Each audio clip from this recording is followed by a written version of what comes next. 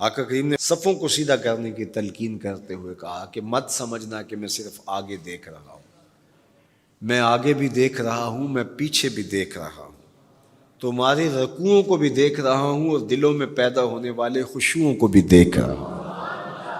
یہ حضور کی نظر کا کمال ہے۔ اور حضرت عبداللہ ابن عباس رضی اللہ تعالیٰ عنہ فرماتے ہیں کان رسول اللہ صلی اللہ علیہ وآلہ وسلم یرا فی اللیل فی الظلمہ کما یرا فی النہار فی الضوء۔ حضور رات کی تاریکی میں یوں دیکھتے تھے جس طرح دن کے اجالے میں دیکھتے تھے۔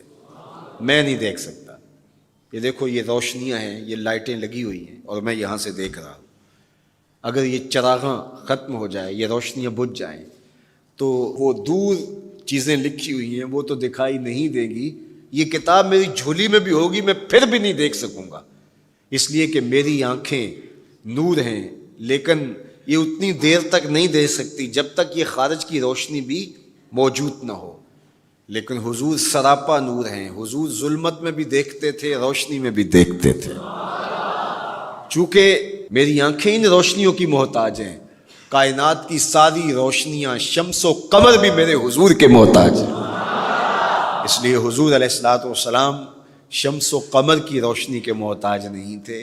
حضور کی مبارک آنکھیں جو ہیں وہ اندھیرے میں بھی دیکھتی تھیں اور حضور کی آنکھیں روشنی میں بھی دیکھتی تھیں۔ آقا کریم علیہ السلام نے ایک موقع پہ ارشاد فرمایا وَإِنَّ مَوْعَدَكُمُ الْحَوْض وَإِنِّي لَأَنظُرُ إِلَيْهِ مِن مَقَامِي هَٰذَا، بخاری مسلم باقی کتب حدیث میں موجود ہے۔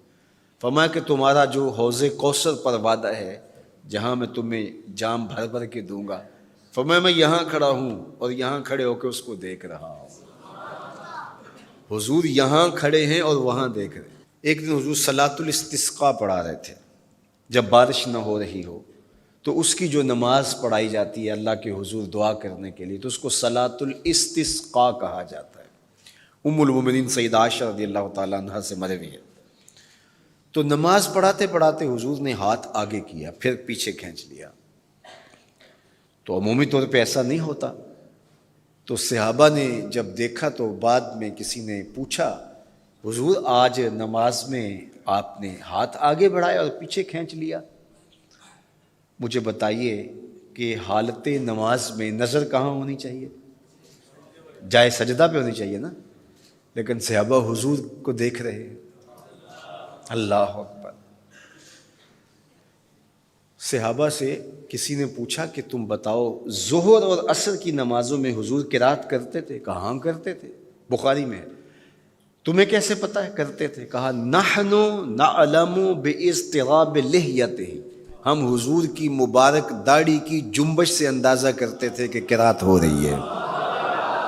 معلوم ہوا نماز بھی چلتی رہتی تھی، رخ محبوب کی دید بھی ہوتی رہتی تھی۔ اور اقبال کہتا ہے شوق تیرا اگر نہ ہو میری نماز کا امام، میرا رکوع بھی حجاب میرا سجود بھی حجاب۔ اللہ اکبر۔ تو حضور نے ہاتھ آگے بڑھایا اور پھر کھینچ لیا۔ پوچھا گیا حضور یہ آج نماز میں ایک نئی چیز ہم نے دیکھی، آپ نے ہاتھ آگے بڑھایا پھر کھینچ لیا؟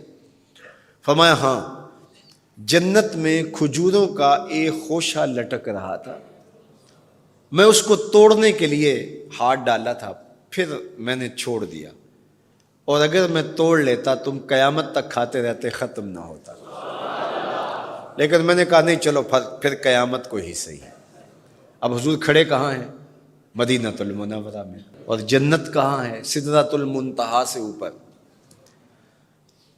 سر پٹ گھوڑا دوڑے اور تیز رفتار گھوڑا، تازی گھوڑا، 500 سال دوڑنے کے بعد پہلے آسمان تک پہنچے، پھر اتنی موٹائی آسمان میں، پھر دوسرا آسمان، پھر تیسرا آسمان، درمیان میں پھر خلائیں بھی، پھر وہاں سے 7 آسمانوں کے بعد کہیں سدرۃ المنتہا، اور قرآن بتاتا ہے کہ جنت بھی سدرۃ المنتہا کے پاس ہے، پھر آگے جنت، اور جنت کے جو درخت ہیں وہ 70,000 سال کی اونچائی پر ہیں، وہاں لٹکتی ہوئی کھجوروں کے خوشے، اور حضور علیہ السلام نے یہاں کھڑے ہو کے ہاتھ بڑھایا اور وہاں حضور کا ہاتھ پہنچ گیا۔